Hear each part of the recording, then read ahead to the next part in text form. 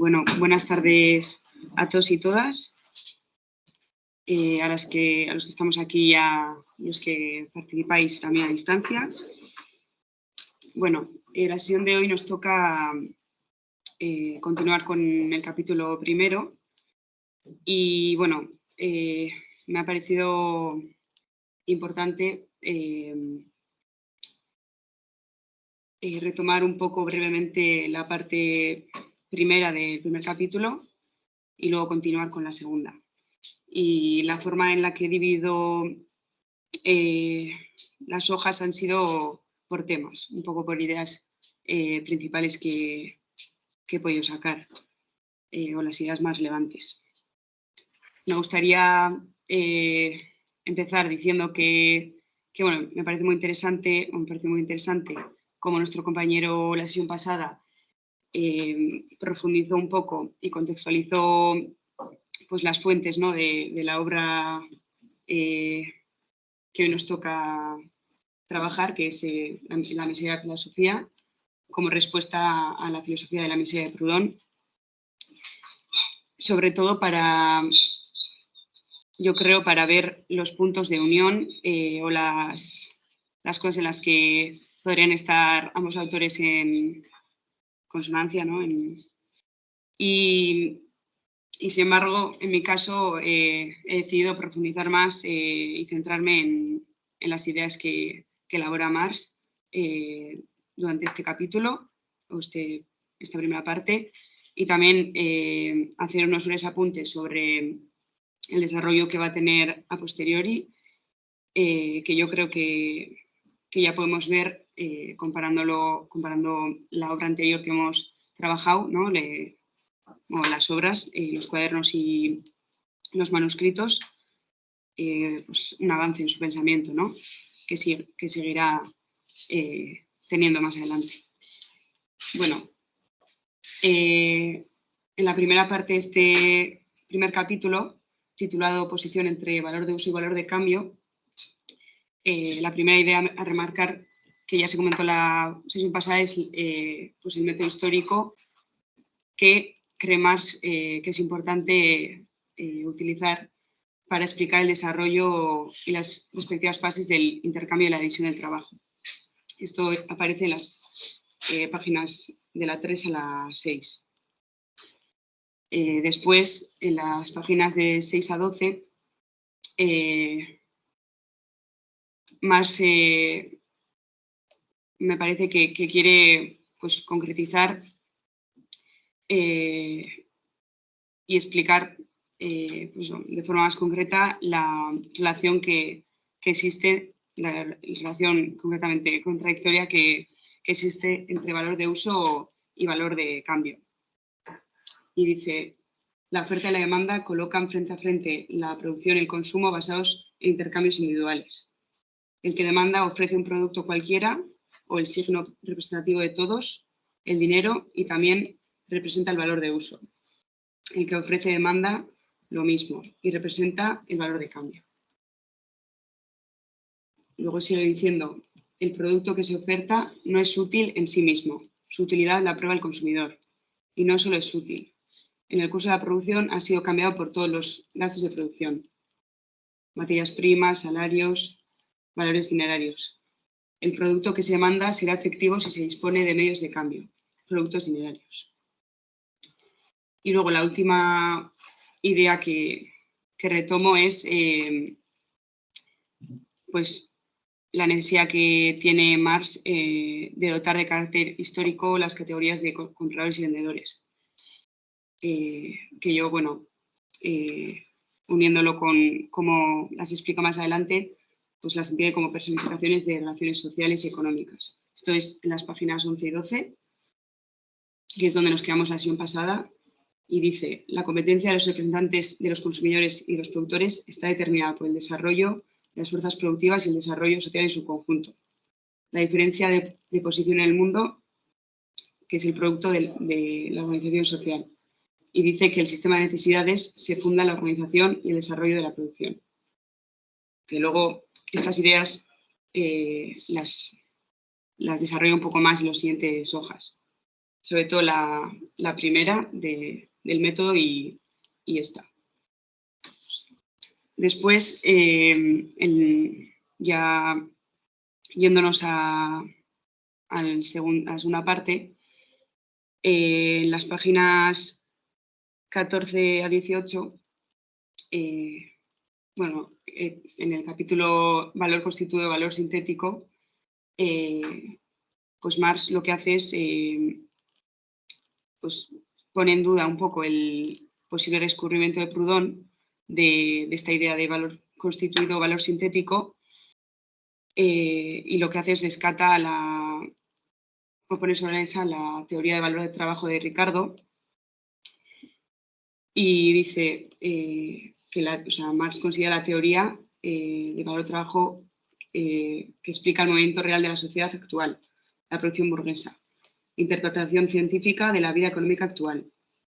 Consigna la verdad de su fórmula haciéndola derivar de todas las relaciones económicas y explicando todos los fenómenos, inclusive los que a primera vista parecen contradecirlas: la renta, la acumulación de capitales y la relación entre los salarios y las ganancias. A la hora de explicar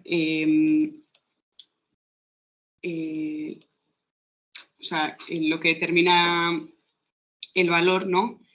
Coge el valor de los productos, coge solo las mercancías cuya cantidad puede acrecentarse por el trabajo humano y cuya producción es estimulada por la competencia y no tropieza contra alguna. Es decir, que deja a un lado las mercancías que no pueden, en las cuales su valor no puede acrecentarse con trabajo humano.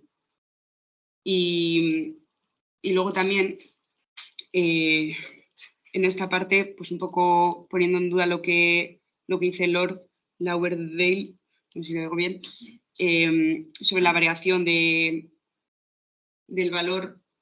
Bueno, es que no he dicho una cosa importante, que es muy importante, que es que lo que dice la teoría, que me lo dejamos, que es que la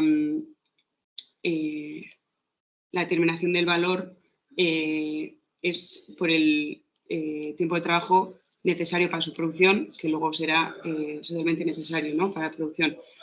Y lo que dice Marx sobre la variación del valor del trabajo mercancía es que, bueno, en el caso del valor de los productos que están bajo monopolio de un particular o una compañía, varía en base a la oferta y la demanda.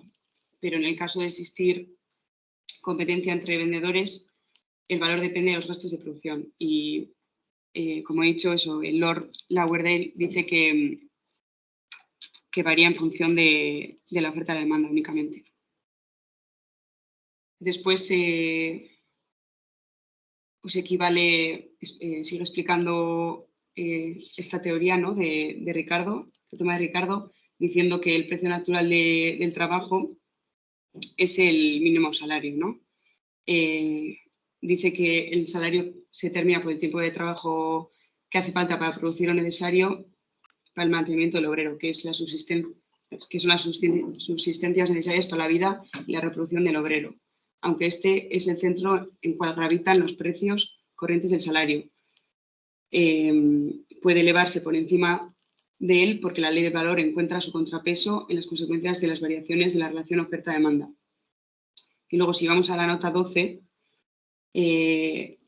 se dice que el capital analiza las condiciones que permiten a la producción capitalista bajar cada vez más el precio de la fuerza de trabajo por debajo de su valor. Luego, en las páginas 20 y 21, para explicar la diferencia de valor entre las diferentes jornadas de trabajo, dice que se pueden medir los valores por el tiempo de trabajo a pesar de la desigualdad del valor de las diferentes jornadas, pero para ello tenemos que tener una escalera comparativa a las diferentes jornadas de trabajo, escala que se establece con la competencia. Esta determina cuántas jornadas de trabajo simple se contienen en una de trabajo complejo. El hecho de que solo sirva de medida del valor la cantidad de trabajo independientemente de la calidad implica a su vez que el trabajo simple es el eje de la industria. Supone que los diferentes trabajos han sido nivelados por la subordinación del hombre a la máquina o por la división extrema del trabajo.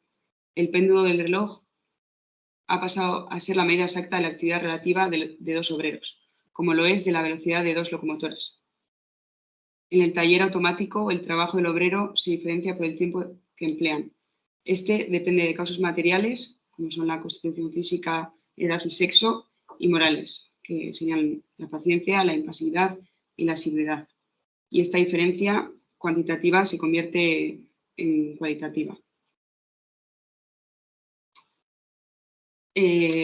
Después, en las páginas 22-23, contradice a Proudhon y hace un breve acercamiento a la teoría de la plusvalía. Y lo que hace es un poco diferenciar lo que es el valor de la mercancía el valor de la mercancía trabajo y la del valor del trabajo o salario. Y dice, el trabajo de todo hombre no puede comprar el valor que en sí encierra. Una cierta cantidad de trabajo fijado en un producto no equivale a la retribución del trabajador, al valor del trabajo. El salario no es la proporcionalidad de los elementos que compone la riqueza.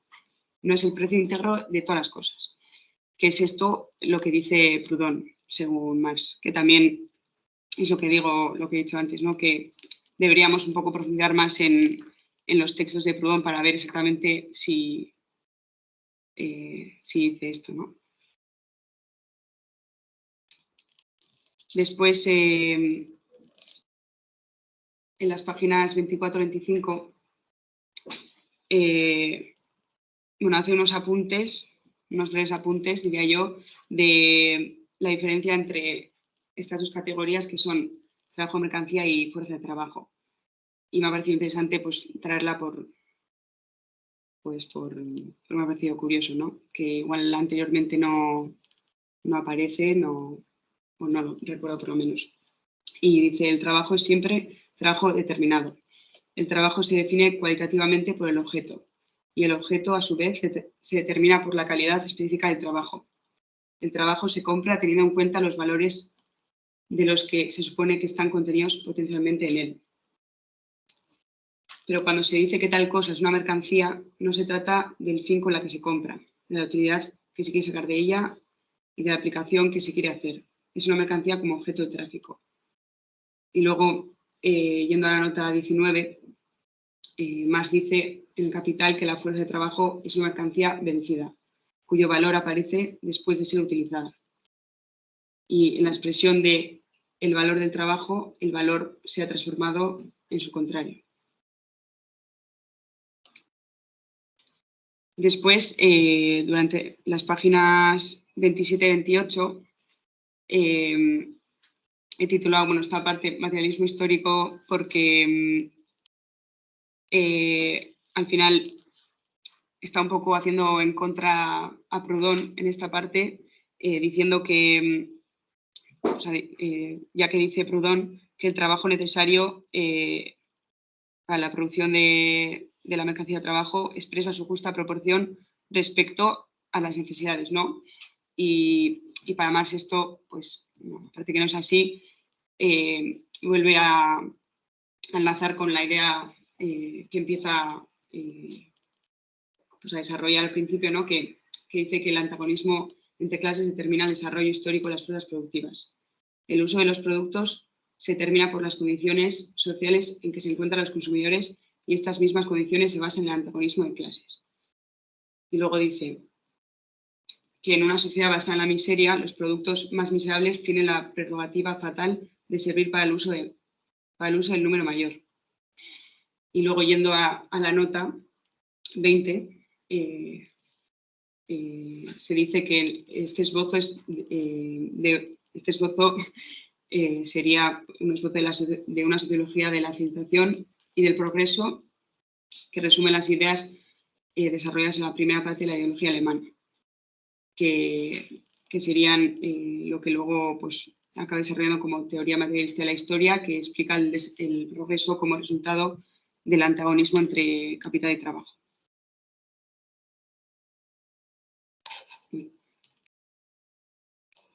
Aquí no sé esto.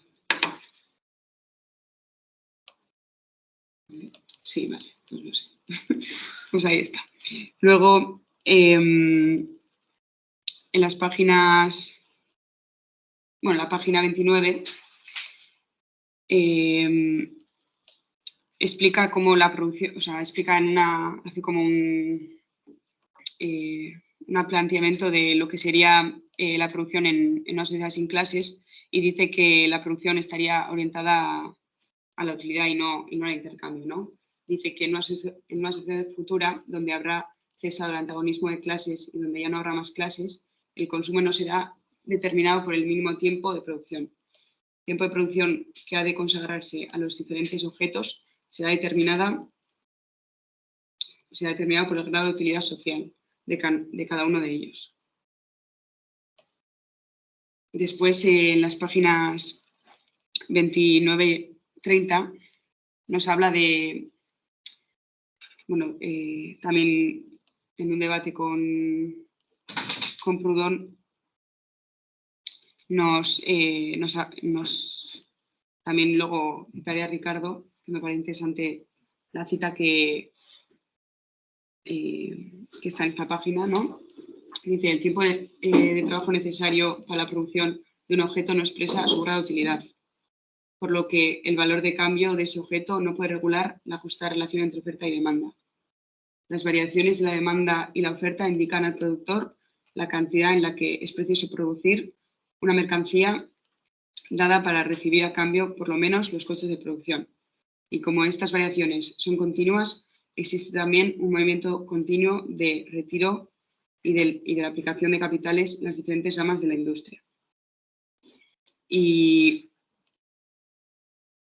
bueno, cogiendo la cita de Ricardo, que me parece que explica bastante bien, dice: solo en razón de semejantes variaciones los capitales se consagran precisamente en la proporción requerida, y no en otra superior, para la producción de las diferentes mercancías para las que existe demanda. Con el alza o la baja de los precios, las ganancias se elevan por encima o caen por debajo de su nivel general, y como consecuencia los capitales son atraídos o retirados del empleo particular que acaba de experimentar una u otra de esas variaciones. Si miramos a los mercados de las grandes ciudades, veremos con qué regularidad son provistos de todo género de mercancías, nacionales y extranjeras, en la cantidad requerida, y por mucho que varíe la demanda a causa del capricho, del gusto, de los cambios en la población y los cambios en la población, sin que se frecuente un abarrotamiento de los mercados por una superabundancia en el aprovisionamiento ni una excesiva carestía por la debilidad del aprovisionamiento en comparación con la demanda. Debemos reconocer que el principio que distribuye el capital en cada rama de la industria, en las proporciones exactamente convenientes, es más poderoso de lo que se supone en general. Y después, en las páginas 30-32,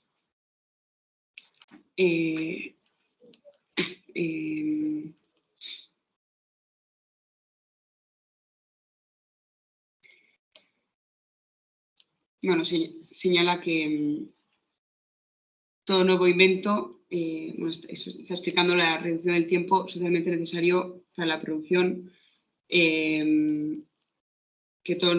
al final dice, ¿no? Todo nuevo invento que permite producir en una hora lo que antes era producido en 2, desvaloriza todos los productos homogéneos que se encuentran en el mercado. La competencia realiza la ley según la cual el valor relativo de un producto es determinado por el tiempo de trabajo necesario para producirlo. Esta ley se convierte en una depreciación continua del trabajo, la cual se extiende a los instrumentos de producción y a toda la empresa. Y otras consecuencias de la evaluación de las mercancías por el tiempo de trabajo son el alza excesiva de precios, la sobreproducción, el monopolio y otros fenómenos de la anarquía industrial. Y aquí yo rescataría dos citas, una de Ricardo y Sismondi, que también reafirmando la idea de que lo que determina el valor es el mínimo tiempo que se requiere para producir el producto, ¿no? Y dice Ricardo, aumentando constantemente la facilidad de producción, disminuimos constantemente el valor de algunas de las cosas producidas antes. Y Sismondi dice, el valor mercantil es fijado siempre, en definitiva, por la cantidad de trabajo necesario para procurarse la cosa evaluada. No es el que costó, sino el que costaría desde ahora con medios de producción tal vez perfeccionados.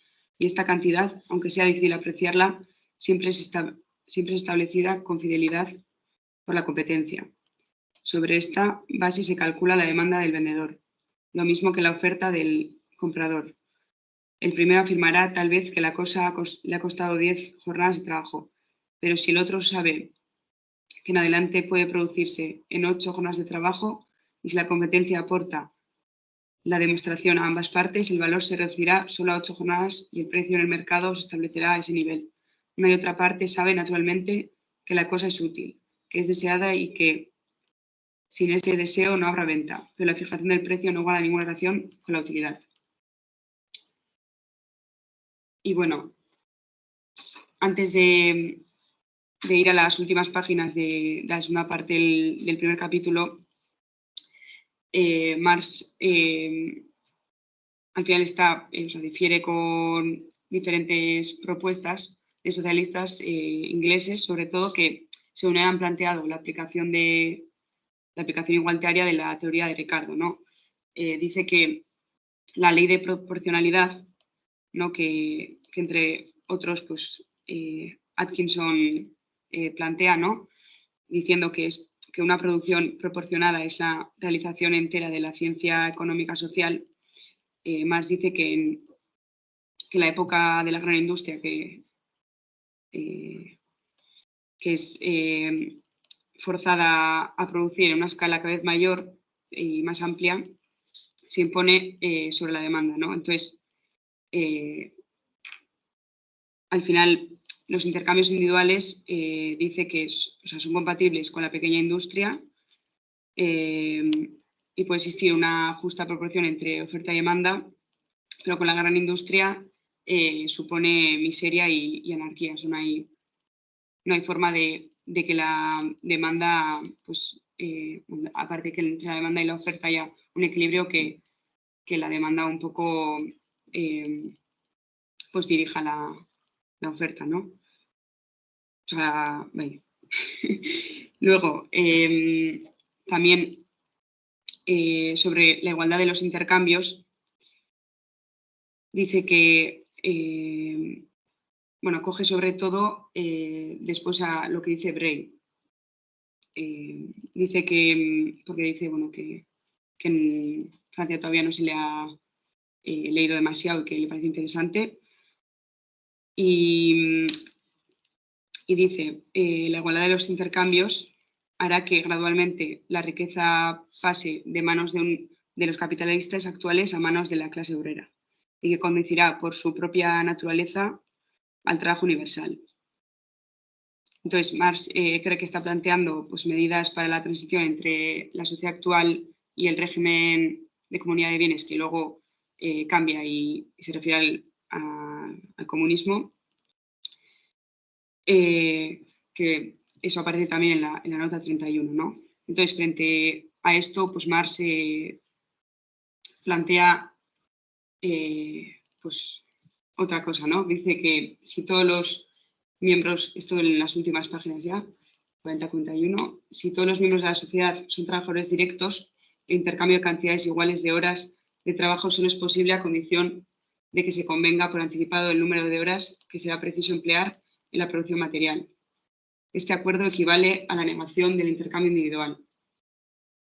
Al abolir la relación entre trabajo y capital, el tiempo de trabajo será igual para todos, por efecto de un acuerdo basado en la relación entre la suma de las fuerzas productivas y la suma de las necesidades existentes.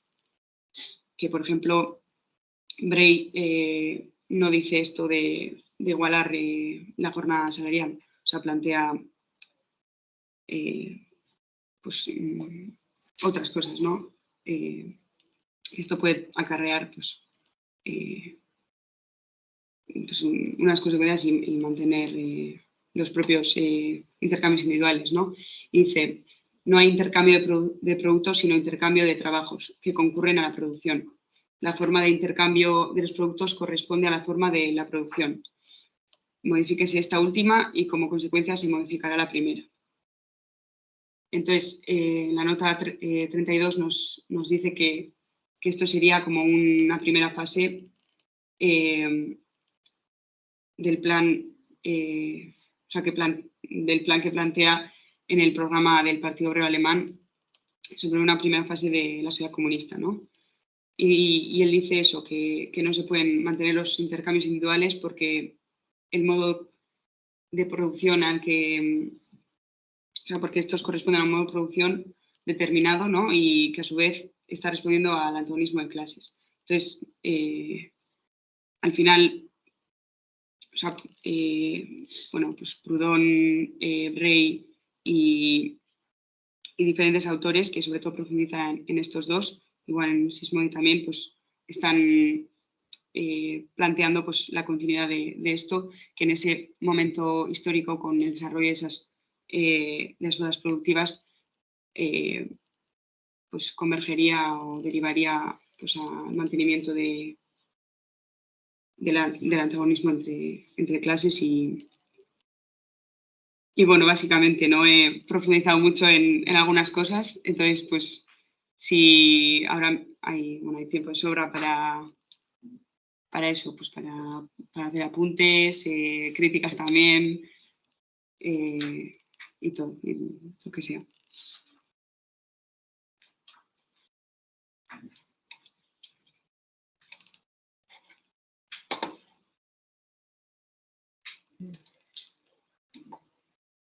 Vale.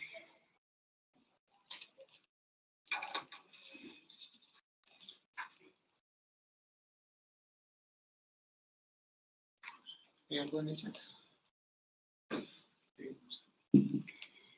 Es que no sé dónde es. Ah, aquí.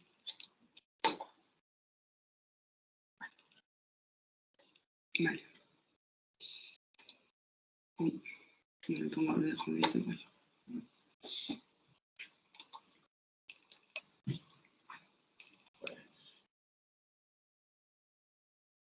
¿Empiezo? Voy. Vale. Yo tenía apuntadas un par de cosas que igual como digo.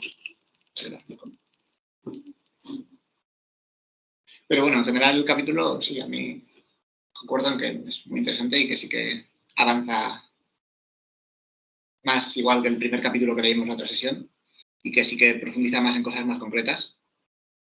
Y bueno, quería pues, remarcar que aquí ya sí que hay una crítica clara a posiciones concretas de Proudhon, que en la otra pues igual se quedó un poco en el aire, que no se entendía muy bien exactamente qué estaba criticando a Proudhon. Aquí ya sí, aquí es evidente. Critica que Proudhon eso, que no distinga entre el valor del trabajo y el valor creado por el trabajo.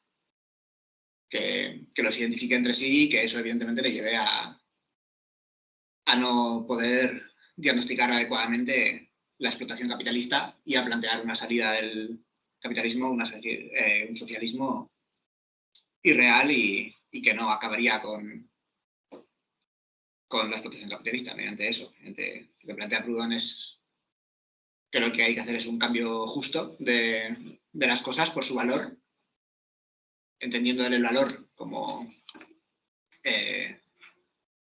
el valor de la fuerza de trabajo, en realidad, el valor acumulado de la fuerza de trabajo, sin entender la distinción entre el valor que crea el trabajo y el valor de la fuerza de trabajo, siendo el primero mayor y habiendo, por lo tanto, plusvalía.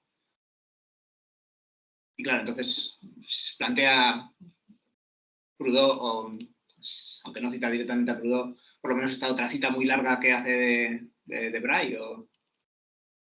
Ahí también lo dice Bray, que claro, pues puede seguir habiendo salario y puede seguir habiendo cualquier forma de organización de la producción de ese tipo. La gente puede seguir trabajando si quiere más o menos en función de sus necesidades, puede seguir acumulando en función de si trabaja más o trabaja menos, pero lo esencial es que se acabe con ese plus de más que están cobrando los capitalistas mediante alguna fórmula mágica y que el cambio se haga justo. Y contra esto Marx dice, no, esto no es así, el problema no está en alguna especie de robo violento, alguna especie de engaño, sino que la propia forma del trabajo asalariado, la propia forma social del trabajo asalariado, contiene en sí necesariamente esta apropiación por parte del que compra la fuerza de trabajo respecto a la que aporta el trabajo. Y en ese sentido sí que me parece que aquí sí que deja muy claro la postura de Proudhon. Desconozco si es la que en realidad tenía Proudhon, tengo entendido que sí, pero también lo tengo entendido siempre desde fuentes marxistas. Pero aunque no sea la postura de Proudhon, sí que probablemente la sea. En todo caso, sí que es una postura muy extendida tanto en aquella época como incluso en esta época. Mucha gente podría seguir teniendo esa confusión perfectamente, así que esta crítica es interesante por ello. Y me ha parecido interesante un punto, en mi caso es la página 49, pero no me gustaría saber cuál es, evidentemente, que es cuando está hablando de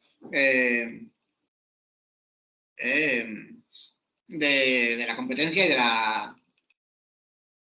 la teoría valor-trabajo. Claro, aquí ya vemos cómo, respecto a los manuscritos, por ejemplo, ha avanzado en sus posturas y ahora ya sí que no diremos que abraza o que adopta la teoría de valor-trabajo, tal como la expresa Ricardo, porque aquí ya empezamos a ver cómo hace varias matizaciones o cómo ya tiene su propia lectura muy rica de lo que de la proveniencia del valor.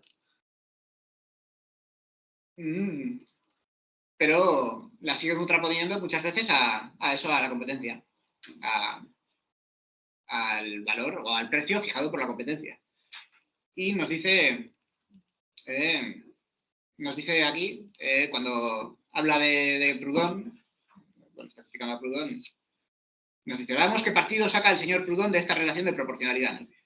Todo el mundo sabe que cuando la oferta y la demanda se equilibran, el valor relativo de un producto cualquiera se determina exactamente por la cantidad de trabajo plasmado en él. Es decir, teoría de valor-trabajo, cuando la oferta y demanda están en equilibrio, el precio corresponde al valor que corresponde al trabajo acumulado, al tipo de trabajo acumulado. Es decir, este valor relativo expresa la relación de proporcionalidad existente en el sentido que acabamos de explicar. El señor Proudhon invierte el orden de las cosas. Comenzad, dice, por medir el valor relativo de un producto por la cantidad de trabajo contenido en él. Y entonces la oferta y la demanda se equilibrarán infaliblemente. La producción corresponderá al consumo, los productos se cambiarán siempre y sus precios corrientes expresarán con exactitud su justo valor. En lugar de decir, como todo el mundo, cuando hace buen tiempo, se ve a pasear a mucha gente, el señor Proudhon saca de paso a sus personajes para poder asegurarles buen tiempo. Que lo dice de esa forma muy graciosa.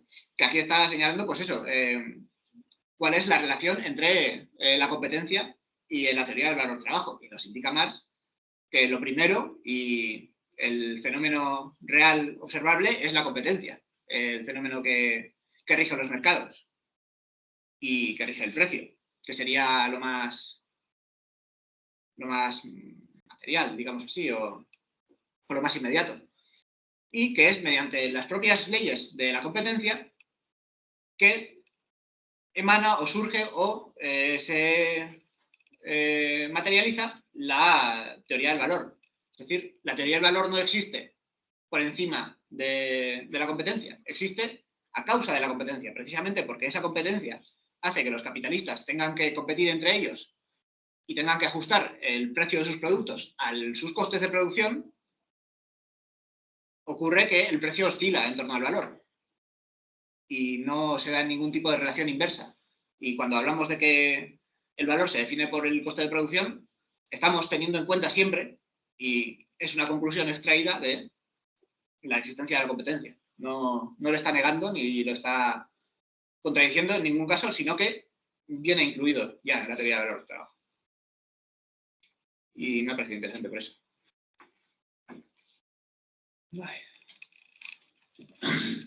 A mí también me parece que hay muchas cosas aquí de distinto orden. Por empezar por las más picantes, me llama la atención que, curiosa cita, y cuando habla de los socialistas, que luego en la teoría de la plusvalía les va a llamar socialistas ricardianos, cita a Hodgkins, a Bray, a William Thomson y a Edmonds. Yo de este Edmonds no había visto nada. De hecho, en la teoría de la plusvalía no hay nada. De William Thomson sí sabemos que es de quien tomó Marx los fundamentos de la teoría de la plusvalía, del tipo de trabajo pagado y no pagado. Pero según Wikipedia, de Edmonds también tomó la teoría de la plusvalía. Curioso, porque así como a Bray y a Hodgkins los citan las teorías de la plusvalía, en el capítulo sobre los socialistas ricardianos, a estos, que supuestamente les debe más, los cita bastante menos. No les dedica un apartado como le dedica a los otros. Es decir, eso el estilo de Marx. Al que puedo criticar lo cito en extenso y al que le debo algunas cosas, pues lo nombro, pero no digo que soy hijo suyo. Menos a Ricardo. Menos a Ricardo. Sí, pero a Ricardo le hace él es el anti-Ricardo, o sea que ese es su interlocutor principal, le reconoce ese papel, ¿no? El culmen de la economía política. Pero, por cierto, que los libros de Bray y de Hodgkins están disponibles en inglés, si alguien nos quiere echar un vistazo, en una universidad australiana que tiene un montón de textos de historia y pensamiento económico. En la McMaster University y también en archive.org, esa página que tiene un montón de libros viejos por ahí. Se pueden descargar en PDF. Bueno, un aspecto importante es el que ha señalado en la presentación. Dice que la página 27, ¿no? Señala cómo aparecen algunos elementos del materialismo histórico. Pero no solo eso, sino que a mí me da la impresión que aquí es la primera exposición por parte de Marx del concepto de modo de producción. En la página, en los últimos párrafos, en la página 40 y 41. Dice, no hay intercambio de productos, sino intercambio de trabajo. Bueno, del modo de intercambio de las fuerzas productivas depende el modo de intercambio de los productos. El modo de intercambiar los productos es regulado por el modo de producción. Bueno, este es un párrafo que la forma de intercambio de los productos corresponde a la forma de la producción. Modifíquese esta última y como consecuencia se modificará la primera. Aquí, está claro que ya tiene construido.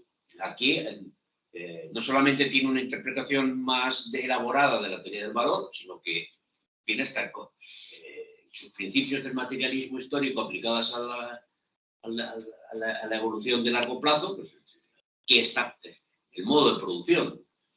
Luego hay otras cuestiones en relación con la teoría del valor, sí que da la impresión que ya ha superado la idea que tenía en los manuscritos que leíamos, que, bueno, que esto de la teoría del valor-trabajo, pues no, porque aquí la oferta y la demanda y la competencia y el intercambio. Me llama la atención en la página 26 que dice, todo el mundo sabe que cuando la oferta y la demanda se equilibran, el valor relativo de un producto cualquiera se determina exactamente por la cantidad de trabajo fijado en él. Bueno, lo sabe todo el mundo, pero el Marx de los manuscritos no lo sabía. O sea, dice, todo el mundo sabe ya, pero una cosa es tan evidente, tan claro, pero 2 años, 47, 44, 3 años antes, él no lo tenía tan claro. O sea, que son 3 años en los que ha construido claramente su pensamiento. Y luego, también me llaman la atención los párrafos, algún también se ha citado en la presentación, en los que de alguna forma se recoge la comprensión de Marx del contenido del socialismo. que no es como dice la nota que has citado, la nota 31, dice, no, dice la nota, que entiendo que es de traductor, del editor francés, ¿cómo se llama? Dice la edición francesa, que a su vez es el traductor francés del Capital, Rubel, Maximilian Rubel. Ese, que creo que es de Maximilian Rubel, que dice, no, es que Braille, aquí Marx se reconoce discípulo de Owen, para nada. Oiga, perdone, aquí lo que está diciendo es lo que opina, lo que en su opinión opina Braille. Pero eso no quiere decir que porque utilice la expresión régimen de comunidad de bienes, Marx sea discípulo de Owen. Eso me parece que es sacar las palabras de Marx de contexto, del mismo modo que Marx saca algunas palabras de Proudhon de contexto. Otras no. Otras no. Pero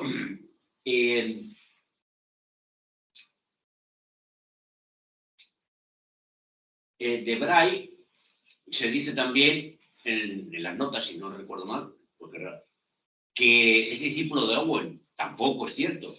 En el social, es cierto que en la teoría de la plusvalía no habla mucho de Thomson, y no lo sé, si alguien no sabe que me lo diga, si en el socialismo utópico, el socialismo científico, Engels habla de Thomson. Pero lo cierto es que la posición de Braille es una síntesis de Thomson y de Owen. Es más, aquí, en las largas citas que nos hace Marx de Braille, es evidente que Braille no utiliza el término, pero está diciendo que hace falta la planificación. Por ejemplo, en la página 38, la cantidad de diferentes productos necesarios para el consumo, el valor relativo de cada artículo en comparación con los otros, en una palabra, todo lo referente a la producción y a la distribución social se determinaría por medio de oficinas, boards of trade, generales y locales. Estos cálculos se efectuarían para el conjunto de la nación. En tan poco tiempo y con la misma facilidad, bueno, aquí era un poco complicada, pero obviamente está hablando de la planificación de precios y cantidades, cosa de la que no habla Owen. Por tanto, él habla del intercambio, a cada uno según su trabajo, y de que hay que planificar la economía, que hay que desarrollar esto pues también de forma de sociedades de trabajo cooperativo. Solo en ese aspecto podemos decir que es similar a Owen. Owen no tenía la idea del Estado planificador. Por lo tanto, tampoco esa nota es demasiado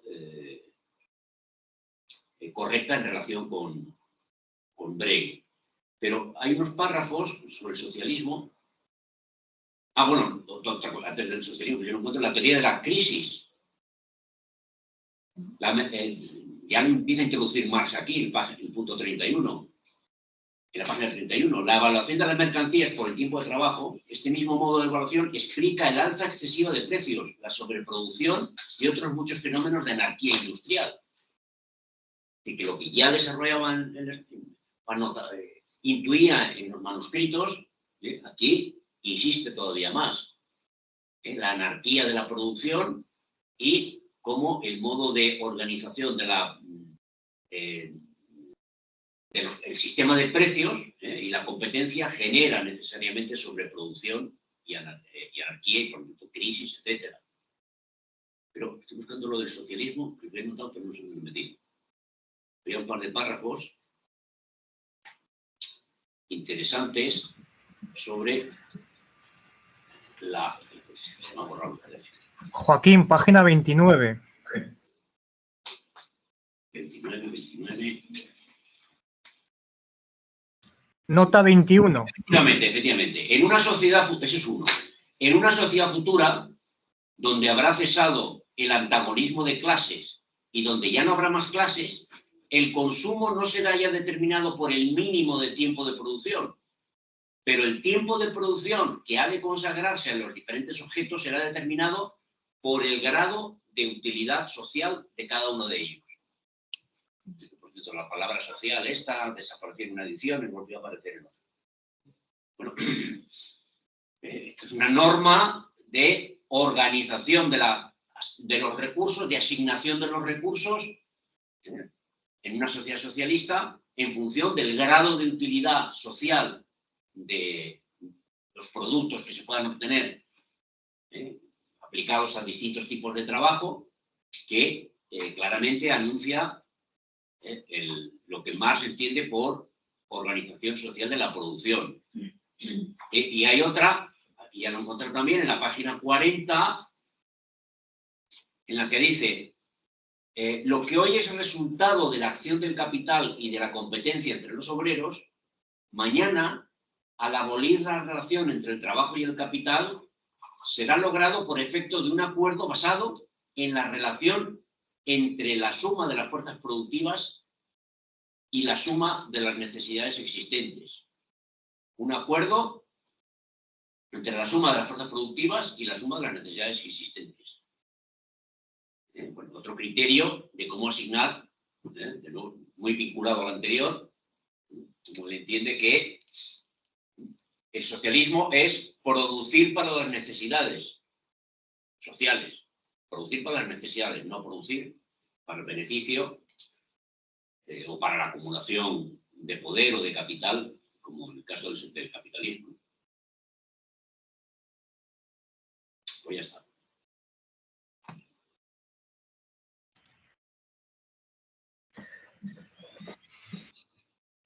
¿Cosas? Sí, ahora Víctor. Aprovecho yo, sí, a participar, si no hay nadie más por ahí. A ver, igual hasta me podéis incluso ver. Pues no Aprovecho a tenemos recoger, me veis un poquito, aunque sea. Aunque no esté muy presentable. Bueno, el caso. Recojo parte del comentario de Pello, en tanto que es algo que yo vengo repitiendo muchas veces y que incluso creo que la sesión pasada lo comenté, porque como hubo un lapso, ¿no? Con las páginas que entraban y no entraban, pues al final, y de hecho gracias, porque si no me equivoco, si no me he perdido, hoy has tomado, o sea, has presentado también esas páginas que no se vieron en la sesión pasada. En todo caso, esta idea de que la competencia es aquella por la cual podemos deducir que existe una ley de valor de cambio que determina los precios y que es precisamente esa competencia la que permite y la que da lugar a dicha ley. Evidentemente hay otros contextos que son necesarios para que se produzca, pero sin la competencia no podríamos hablar de una ley en el capitalismo que determina los precios. ¿Qué sucede cuando hablamos de economías de competencia imperfecta en la cual hay una economía monopolística o oligopolística en la cual se fijan precios? Autores marxistas o no marxistas lo que están diciendo aquí es que la ley del valor de cambio ha sido superada y ya no está funcionando. Y no generalmente, porque sí que hay alguna excepción, que yo recuerde, Baran y Sweezy son la excepción, no asumen esta implicación. Es decir, no dan una explicación sobre ello ni asumen lo que ello supone. Para mí el error de estos autores es que no conciben la competencia como realmente es. Es decir, es intrínsecamente imperfecta. Como muestra Anwar Sheikh, Marx tiende más a una versión de la competencia en términos de ventajas absolutas, no ventajas comparativas, absolutas. Lo que significa es que el que tiene poder lo va a ejercer, no va a repartir de una forma supuestamente más eficiente para todos los productores, no, va a hacerlo siempre en su favor, en su propio beneficio. Al mismo tiempo vemos que el capitalismo tiene unas fuerzas dialécticas y destructivas e innovadoras muy poderosas, porque si en principios del siglo XX, en los años 20, los autores marxistas y cercanos al marxismo consideraban que habíamos llegado a un sistema en el cual los bancos se habían integrado con el capital industrial y había un capital financiarizado, o financiero, mejor dicho, que estos bancos dominaban el mercado, pues vemos que a día de hoy todos los estudios que se realizan sobre la élite de quién gobierna el capital, ¿no? Quién tiene esas participaciones y demás, podemos observar que los bancos no tienen ese papel preponderante que tuvieron en los años 20 y 30, que la situación ha ido cambiando, se ha ido modificando. Ahora, lo que más predomina en Occidente al menos son los fondos de inversión. Incluso podríamos ver aquí cómo esos fondos de inversión lo que han hecho ha sido todavía internacionalizar más el capital. Entonces, en ese sentido, una crítica a la inconsecuencia y a la falta de análisis cuando se presentan estas ideas de que la competencia ha desaparecido y vivimos en una especie de poscapitalismo. No, yo creo que no se está teniendo en cuenta realmente la verdadera dialéctica y capacidad del propio capital. Dicho esto, y que como ya digo, es posible que me lo habéis oído en otras ocasiones, voy a lo que ha comentado también Joaquín. La página 29, aquí en la nota 21, es el segundo párrafo de la página 29, lo que nos está diciendo Marx es que una sociedad en la que ya no hay antagonismo de clases, el consumo no va a estar determinado por ese trabajo socialmente necesario para producir. Es decir, que no va a dominar la ley del valor de cambio. Recordemos a el camarada o no tan camarada Stalin, en su texto de 1951, Los problemas económicos del socialismo en la URSS, que dice que como en la URSS todavía hay mercancías y todavía hay clases sociales, pues todavía domina la ley del valor de cambio. Yo de esto sobreentiendo, por un lado, que Stalin era una persona que conocía muy bien y estudiaba mucho y en detalle las obras del marxismo, pero al mismo tiempo, en mi opinión, se le escapaban muchos elementos de lo que era el contenido, vamos a decir, filosófico de la obra. Entonces, él no es tonto, arguye esto de una forma, pues como ya digo, diciendo, no, es que en la Unión Soviética todavía hay clases sociales o todavía hay mercancías. Yo lo que considero es que Marx aquí lo que está indicando es lo que señalaría Rubin en ensayos de marxistas sobre la teoría del valor, que el socialismo lo que debe hacer es abandonar la determinación de valor conforme al trabajo socialmente necesario que se cristaliza gracias a la competencia y los precios que se cristalizan en la oferta y la demanda, y debería crear unos objetivos de qué es socialmente más útil o más deseable para la sociedad. Y de aquí volvemos a lo que decía Joaquín el otro día, que tiene más de socialista la cartilla de racionamiento que un salario que sea en teoría justo para los obreros. Es decir, hay que ir abandonando, que es también lo que dice aquí Marx, ¿no? Dice, hay que abandonar el intercambio entre individuos. La idea del socialismo-comunismo es superar la propiedad privada y el intercambio, no la propiedad privada de elementos personales, pero sí la relación de los seres humanos mediante el intercambio. Entonces, una crítica, ¿no?, a esa visión que se tuvo en la Unión Soviética por parte de la facción de Stalin, ¿no?, que fue la dominante, que no supo dar esos pasos necesarios hacia el superamiento del intercambio dentro de la sociedad socialista. O los dio de una forma tímida y insuficiente. Y ya por ir concluyendo, me ha parecido muy interesante estas páginas en las que Marx está exponiendo la postura de este autor del socialismo utópico, de Bray, si no recuerdo mal, y dice, no, es que esta idea, que es una idea de la pequeña burguesía, de volver a los pequeños productores libres que intercambian en igualdad y justicia, es una idea que es reaccionaria y además es imposible, porque es un pasado que no volverá, es un pasado idealizado. De hecho, como dice también Marx, ya está vinculando, ¿no?, el modelo de producción a forma de intercambio. Nos dice, el modelo de producción determina las formas de intercambio. Pues el modelo de producción que mostrará en el Capital como de producción simple se asemeja mucho más a esta idea de productores libres e independientes. Idea que pudo tener cierta realidad histórica en momentos y lugares específicos, pero que en la época de la gran industria, que ya es en la que vive Marx, pues ha sido completamente desbancada por la centralización y concentración del capital. Entonces, nos dice, o asumimos este planteo que, como ya dice Marx, es inviable y además es reaccionario, o por otro lado vamos a lo que ya aquí se intuye que es la idea de Marx del socialismo, que es planificación y superación del intercambio basándose en unos criterios sociales de qué es más útil y qué es más necesario. Y por último, relacionado con esto último, hace ya un tiempo vino Joaquín Miras y tuvimos un seminario sobre Hegel. Y creo que fue en estas sesiones cuando le planteé, bueno, pero entonces el socialismo y el comunismo, el marxismo, requiere de una ética, requiere de una cosmovisión que organice también, ¿no?, las prioridades sociales, que organice el racionalismo dentro de la convivencia social. Y esto no se ha logrado constituir. Bien, pues yo considero que una ética del socialismo va necesariamente a implicar una constitución de prioridades de qué es más útil para la sociedad y para el interés común, es decir, de prioridades de producción. Y con esto, pues, todo lo que quería comentar.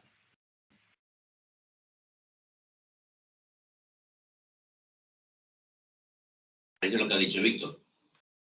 No solo para el camarada Stalin, también para el camarada Pello y para el camarada Ander, tenemos un párrafo en la página 33 en el que Marx dice, en definitiva, la determinación del valor por el tiempo de trabajo, es decir, la fórmula que Proudhon nos brinda como la fórmula regenerada del porvenir, solo es la expresión científica de las relaciones económicas de la sociedad actual, como lo ha demostrado Ricardo claro y netamente mucho antes que Proudhon.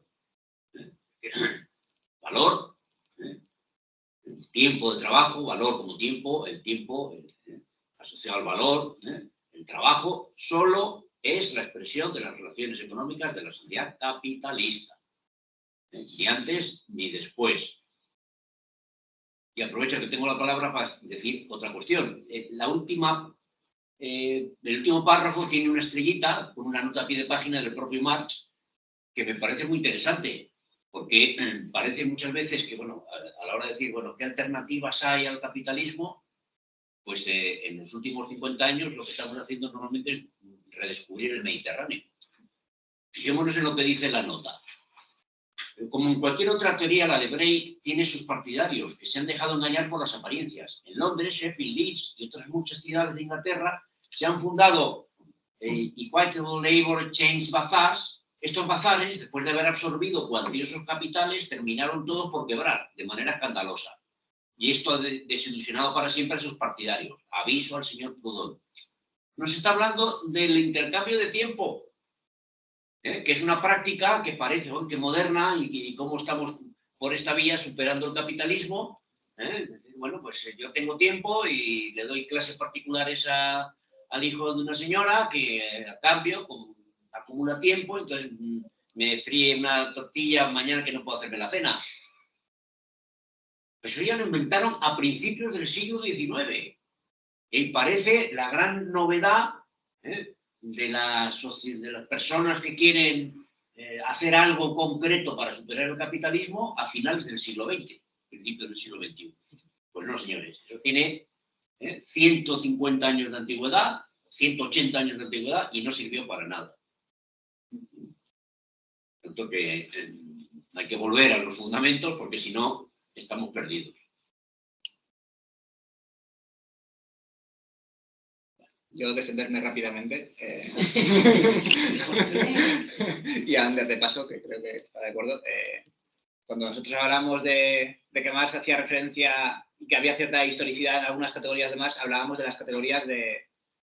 Bueno, no hay historicidad necesariamente, pero sí que hacía referencia a otras épocas históricas de las categorías de propiedad privada y enajenación. No, de la teoría del valor no dijimos nada, creo. Yo personalmente aduzco desconocimiento profundo en el tema porque no sería capaz de opinar tan profundamente. Y por continuar un poco y cambiar de tema, me ha parecido también interesante cuando Marx habla de las diferencias de salario entre diferentes trabajadores. Para mí está en la página 34, pero de nuevo nos va a servir de mucho. No, 43. Nos dice... En la parte de Breyo. No, es bastante al principio, cuando está hablando de... De hecho, será la página 21, así, porque es al principio de lo que todo... Sí, ahora voy. Al tomar el tiempo de trabajo como de medida del valor, ¿suponemos al menos que las jornadas son equivalentes y que la jornada de un hombre vale tanto como la jornada de otro? No, nos dice Marx. La jornada de un hombre no vale tanto como la jornada de otro. Y luego dice, supongamos por un instante que la jornada de un joyero equivale a 3 jornadas de un tejedor, etc. Y procede a explicar cómo la teoría del valor sería congruente con que puedan existir diferentes jornadas de trabajo. Y se pregunta, vale, necesitamos tener una escala comparativa de las diferentes jornadas del trabajo.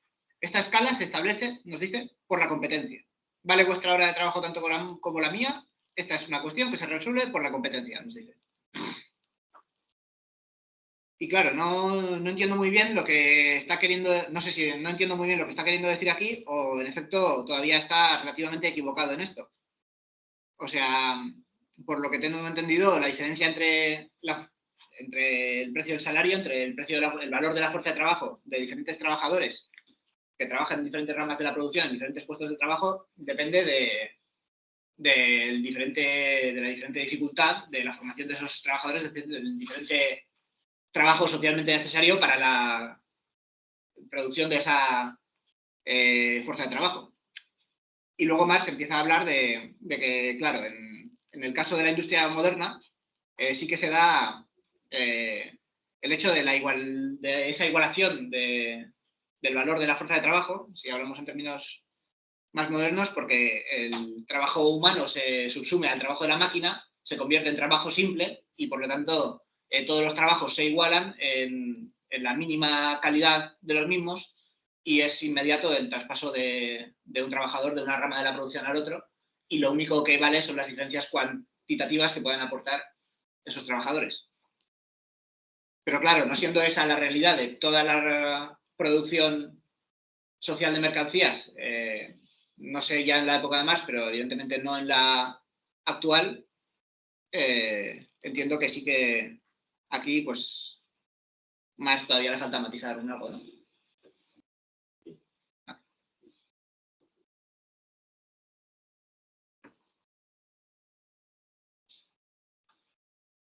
Sí, parece que todavía está diciendo que si es por la competencia, pues la oferta y la demanda. Sí. La oferta y demanda que haya del trabajo del joyero y el trabajo del tejedor. Cuando en realidad es en función del coste de producción. Pero hay que incluir la formación, en fin, de uno y otro, etc.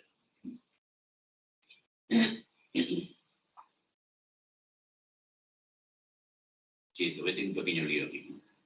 Dice que se puede aplicar, pero en última instancia el trabajo complejo se relaciona con el trabajo simple en función de su precio, no de su valor, porque el precio es lo que fija la competencia a través del precio de la demanda.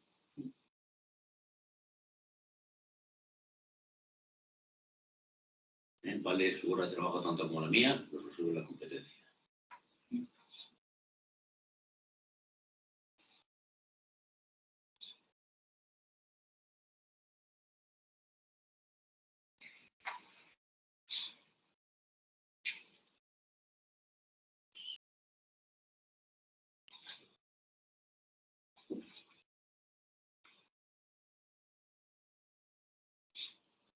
Bueno, aquí en la página, eso está en la página 20, pero en la página 22 hay dice una cosa de Proudhon que a mí yo no veo que se deduzca directamente como si Ander y Pello hablan de enajenación y digo que están hablando del valor trabajo. No, vale, de acuerdo. Pero aquí Proudhon dice Marx que dice Proudhon, cita, el trabajo de todo hombre puede comprar el valor que en sí encierra. Y para Marx esto significa que Proudhon está diciendo que una cierta cantidad de trabajo fijado en un producto equivale a la retribución del trabajador. No está diciendo eso. Más bien está diciendo lo que ha dicho antes, que dice Proudhon, que es lo que dice Adam Smith. Es que criticaba Ricardo, ¿no? Que el valor se mide por la cantidad de trabajo que se puede comprar con ella o por la cantidad de trabajo por la que se puede adquirir la mercancía.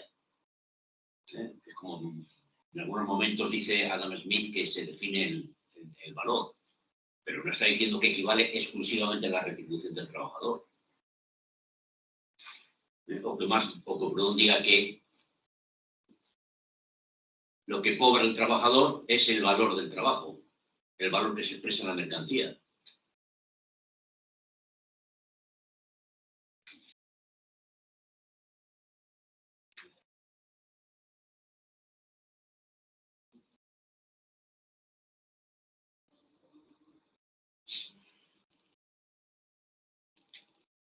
Sí, en general como que le cita poco a Proudhon, ¿no? O sea, para ser un texto de crítica a Proudhon es muy llamativo que cita más a Ricardo y que, bueno, tiene una cita súper larga de Bray y en cambio a Proudhon no. No sé si será porque Ricardo y Bray se expresan de forma más clara y por lo tanto le son más útiles a la hora de explicar sus propias posturas y continuar con esto, pero sí. A mí me surgió la duda de si Proudhon verdaderamente está diciendo lo que decía más en la página 27, cuando habla del tema de pues cuando se empiezan a generar las mercancías pues, de lujo o demás. Pues, o sea, al final, o sea, tal y como lo dice, parece, bueno, al final lo explican, al final de la página 27, en el último párrafo, pero yo no sé si puedes extraer de lo que ha dicho Proudhon que o sea, a ver, o sea, que sí que tiene que haber un excedente para que puedan, o sea, para que puedan darse, llegar a ese estado de la producción y puedan aparecer esas mercancías. Entonces, o sea, no sé, ahí me ha hecho ruido el hecho de que no sabía exactamente si Proudhon estaba diciendo eso o estaba retorciendo un poco para eso, o sea, para justificar que no se había entendido bien. Bueno, no sé si a vosotros habéis.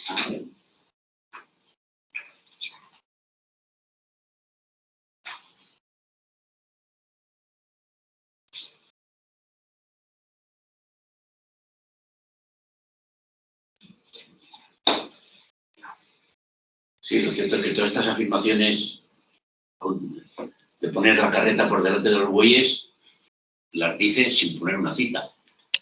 Proudhon dice, pero no nos dice dónde lo dice.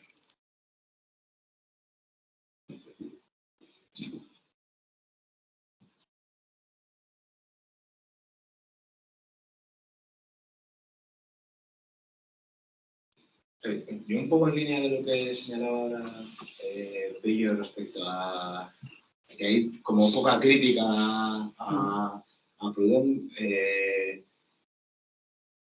tengo como la sensación, probablemente igual estoy equivocado, pero a pesar de que parezca que esté dirigido la crítica a Proudhon, creo que va más allá en cuanto a que hay más gente a la que está criticando, que la pone dentro del texto y que creo que en parte también es gran parte de la potencialidad de lo que hay en el desarrollo de Marx, ¿no? En el sentido, pues, la crítica que se le establece a Bray como una crítica al comunismo que le precede, que está en su tiempo, pero que está como con una intención de superar. Luego, más adelante, con la parte que va del método, que es la OGE, que va destinada a la crítica a Hegel, vuelve otra vez un poco como en esta relación que establece como Proudhon no se enteró de nada de lo que significaba la obra de Hegel, también está como realizando una crítica o vuelve otra vez como a reforzar la crítica que está haciendo a Hegel, ¿no? Entonces, creo que como que la potencialidad que hay en el texto, que supongo que a medida, esto igual se puede criticar más adelante, a medida que se vayan haciendo las lecturas de lo que va quedando de la obra, creo que apunta como a que la crítica va bastante más allá de simplemente criticar a Proudhon. Que yo también creo que justamente, o sea, una de las cosas que critica Marx a Proudhon es que no cita a Ricardo, o sea, no dice, por ejemplo, cuando empieza a explicar la teoría de valor-trabajo de Ricardo, dice que es, o sea, que vale, que Adam Smith tenía una vaga intuición, que luego Say, pero en realidad no, supone que se está diciendo que Proudhon no dice nada de lo que aporta Ricardo y también de otros autores ingleses, ¿no? O sea, dice que exactamente como no haces tú mención de esto, lo hago yo, ¿no? Y explico, pues, los aportes, pero más que aportes, pues, lo que yo concretizaría o lo que yo criticaría, ¿no? De estos. Pero también, claro, la misma crítica lo que hace es tomar pues, el aporte o como la idea y o sea, coger lo que vale, ¿no? O sea, un poco. Entonces, claro, por eso mismo yo creo que igual, en mi opinión personal, pues debería de citar más o contextualizar más las citas de Proudhon, ¿no?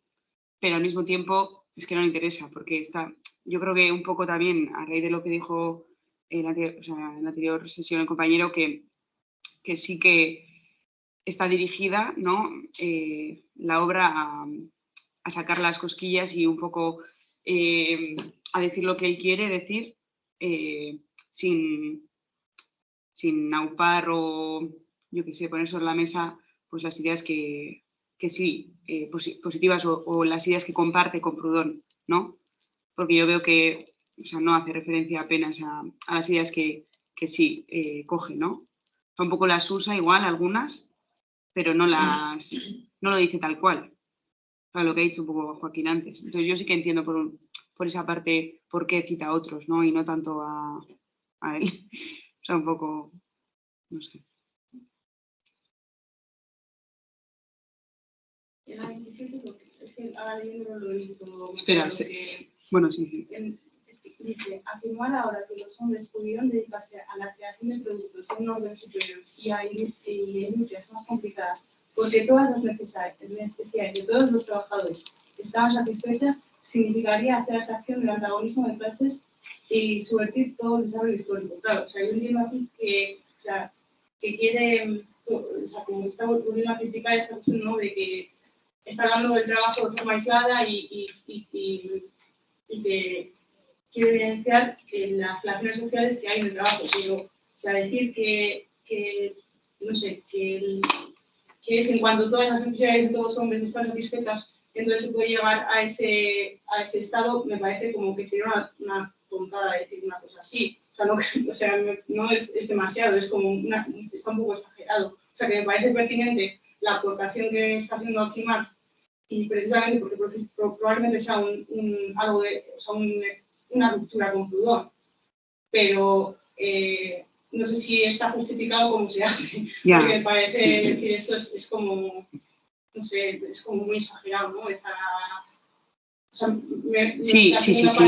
La entiendo, pero del hilo que está agarrando para decir eso, me parece un poco frágil, ¿no? Por ejemplo, y ahora le dejo a Sergio que justo ha levantado la mano, pero también en la primera parte del primer capítulo también dijo Sergio que abstraía, o sea, hacía abstracción de la demanda, ¿no? Cuando en realidad se supone que, o sea, hacía referencia, ¿no? O sea, que tenía por fuerzas, ¿no? Cuando hay escasez, creo que era, ¿no? Que es en relación a algo, ¿no? Hay escasez por o abundancia pero por la demanda, ¿no? Pero a mí, o sea, lo que me hace pensar es que en realidad quiere ser como muy concreto, o sea, como que da mucha importancia a la forma de explicar las cosas y, o sea, ponerle incluso pues, nombre a todo, ¿no? O sea, porque de hecho una de las cosas que le dice es eso, que es mal economista o mal, porque usa mucha literatura y que no le gusta la forma de usar la literatura, ¿no? No sé, yo por eso entiendo que igual es muy quisquilloso por eso, porque o sea, que igual le gustaría que fuera más concreto también. No sé. Igual puede haber también parte de malinterpretación o... A ver. Tiene ya, ¿no? Puede hablar él, ¿no? Sí, cuando quiera puede hablar. Sergio, cuando quieras. Vale. Yo quería señalar cuando Marx entra en todo el ejemplo de Pedro y Pablo, que toda esa parte se me hace muy interesante. Primero porque acusaba a Proudhon de reducir todos los consumidores a una sola persona y todos los productores a otra. Y más o menos en su ejemplo hace lo mismo, pero además porque luego dice algo como Pedro comerá él solo el producto de las 6 horas de trabajo que le sobran. Entonces, Marx dice como que si a Pedro no le conviene, pues no cambiará con Pablo. Y precisamente cae en lo mismo que caía Proudhon en la simplificación que hacía, en hacer ver como que el cambio es algo que se propone y no una consecuencia de las condiciones materiales. Y entonces, pues, en el momento en el que no interesase el cambio, se dejaría de cambiar y no habría división del trabajo y la gente iría para el estado de Robinson. Entonces, creo que Marx cae precisamente en lo mismo que criticaba en el capítulo anterior.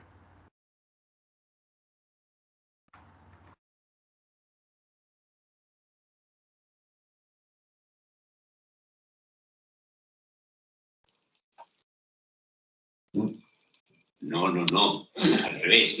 Marx lo que está diciendo es que primero, plantear el intercambio en la sociedad capitalista como un intercambio de individuos que producen cada uno por separado su propio producto, no tiene sentido. Pero es más, es que incluso si fuera así, lo que dice es que el resultado es que sería la sobreproducción. Porque si uno trabaja 12 horas y el otro trabaja 12 horas e intercambian el producto de 12 horas. Pero según Proudhon, si uno trabaja 12 horas y el otro trabaja 6, intercambian el producto de 6. ¿Y qué pasa con lo que ha producido durante las otras 6 el señor Pedro? El producto se queda sin intercambiar. Con ese principio, lo más habitual que ocurra, como no todo el mundo trabaja todo el tiempo, bueno, incluso suponiendo que todo el mundo sea productor directo, que lo dice hablando de Bray, como no todo el mundo trabaja todo el mismo tiempo, habrá, pues, obviamente, los que trabajen más intercambiarán menos de lo que del producto que han producido y se quedarán con un excedente que no sabrán qué hacer con él. Esto no es una sociedad de equilibrio entre el tiempo de la producción, el producto de la producción y la distribución del producido. No solamente es ahistórico, sino que no resuelve el problema de, por ejemplo, del despilfarro. Y además, es que en una sociedad donde se ha desarrollado la maquinaria, el maquinismo, la gran industria, uno no puede trabajar las horas que quiera. Porque, como lo dice muy bien, con el ejemplo de la reducción de la jornada de trabajo, en una fábrica no puede uno decir yo trabajo 5 horas y el otro trabaja 7, porque la máquina requiere el trabajo de los dos durante el tiempo que esté funcionando. Se tendrán que poner de acuerdo entre ellos, no será una decisión individual. Y no entre dos, sino entre todos los que trabajan, todo el colectivo que trabaja en la producción de esa fábrica concreta, ¿no? O con esas máquinas concretas. Lo que dice es que es ahistórico, porque ya el productor individual, el palomo que se lo guisa y se lo come ya no existe, sino que el trabajo ahora está más socializado. Y en segundo lugar, que pretender intercambiar, que cada uno reciba en función de su trabajo, genera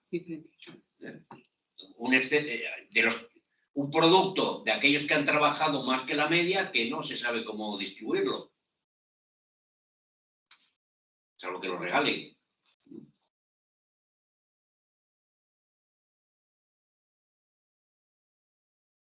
Sí, lo decía Sergio porque no había leído antes, que decía que también le compra a Marx la identificación de Proudhon en Bray, porque aunque no iguales, sus ideas están en sintonía. Pero con Ricardo se va por las ramas. Y luego dice, pero Pedro no puede cambiar más que con Pablo. Con eso me refiero a la reducción. No me da igual si está Pedro, Pablo y María. El hecho es que si todos producen la misma cantidad de valor en el mismo número de horas, el hecho de que unos, los que sean 25 millones, trabajen 10 horas y otros 25 millones trabajen 5 horas, va a generar una producción excedente de los que han trabajado, que han liado 10 horas, de los 25 que han trabajado 10 horas, que no se va a poder distribuir porque no, que se la van a tener, o es para el autoconsumo de los que han trabajado más, o no sé cómo, no se puede. Si la única norma de distribución, si no tiene el famoso vale de tiempo, los vales de tiempo, si ha trabajado 10 horas, en lugar de darle dinero le vamos a dar un vale que dice que ha trabajado 10 horas, que es lo de Darimón, otro anarquista, amigo de Proudhon, que al que va a criticar en los Grundrisse. Pero es que el producto que hay para repartir es el que ha generado el conjunto de la sociedad. Los que han trabajado más horas o se comen la parte que han producido de más respecto a los que han trabajado menos, o esa producción queda sin vender. Perdón, sin vender no porque no hay venta, queda sin distribuir, sin consumirse. Es un despilfarro.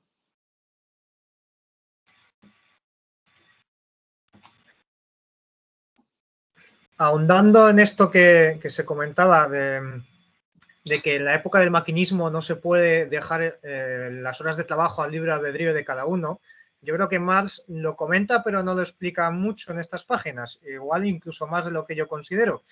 Pero también cuando dice que es inviable y reaccionario, yo creo que también se refiere a que no es posible conservar el desarrollo de las fuerzas productivas con el modelo que propone Bray. Porque tú has alcanzado un grado de división del trabajo que presupone una fábrica, presupone unos horarios, presupone que hay alguien que es un contable, y alguien que está encargado de logística, y hay alguien que está en la línea de producción. Es decir, que no son todos operarios manuales, sino que hay una diversidad de puestos de trabajo que eso no se puede alcanzar con productores individuales y libres. Aunque pongas, por ejemplo, un molino comunal que puedas utilizar de forma, digamos a decir, sin pagarlo, porque es una propiedad colectiva. Incluso bajo esa suposición no cumples las necesidades de organización. Incluso si planificaras qué productos hay que producir, como insinúa Bray, tampoco estás realmente manteniendo esa eficacia de la producción que se ha alcanzado con el desarrollo de la división del trabajo bajo el capitalismo en la gran industria. Entonces, yo creo que por eso Marx ve un poco inevitable la necesidad de cierto grado de planificación central, lógicamente, y de mantener cierta estructura social. La estructura social, no digo necesariamente jerarquizada en un sentido de privilegiados y desposeídos o no privilegiados, pero sí jerarquizada en el sentido de aquí hay que tener un cierto liderazgo y cierta ordenación del trabajo. Por cierto, otro aspecto que me ha parecido interesante, en la nota 15 se rescata algo, se rescata una cita de la Sagrada Familia en la que Marx defiende a Proudhon. Y es una de estas cosas que igual, como decíamos antes, aquellas personas a las que Marx les debe más, pues no les cita tanto en esas, digamos, en esos aspectos en que les debe, salvo que les pueda criticar, como es el caso de Ricardo. A Ricardo le debe cosas, pero como le critica de continuo, pues no le importa tanto. ¿Qué es lo que nos dice la cita 15? Pues en la última línea nos dice en la Sagrada Familia que Proudhon restablece al hombre en sus derechos, pero su paso es contradictorio, pues se queda en el marco de la economía política. Lo que nos está diciendo es que Proudhon, a diferencia de los economistas burgueses, no asocia la productividad y la necesidad de producción con el capital, es decir, no pone virtudes humanas en el capital, en el trabajo muerto, en el capital, que es la propiedad que es lo que se asocia más con la propiedad del empresario, sino que resalta la necesidad y la preponencia del trabajo humano. Entonces, bueno, pues por rescatar un poco, ¿no?, a Proudhon, de decir, bueno, por lo menos Proudhon sí que tuvo cierta claridad mental en ese aspecto, aunque luego se lía absolutamente, en mi opinión, sí que tuvo cierta claridad de resaltar, ¿no?, de que el trabajo de los individuos es lo más relevante y en lo que deberíamos poner el punto de atención, y no, digamos, pues en la acumulación de capital, que es básicamente los elementos fundamentales de Smith y de Ricardo, cómo se produce esa acumulación. Ellos ponen más bien el foco ahí, diría yo.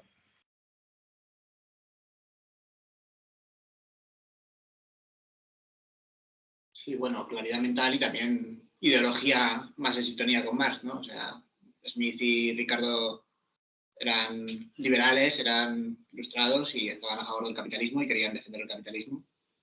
Y los socialistas, pues no, son o revolucionarios o reformistas, pero no están a favor del capitalismo y por lo tanto quieren cambiarlo y por lo tanto, evidentemente, pues las ideas que desarrollan, aunque no sean científicas, pues pueden a menudo estar en consonancia y en sintonía con lo que dirá Marx. También comparte esa ideología.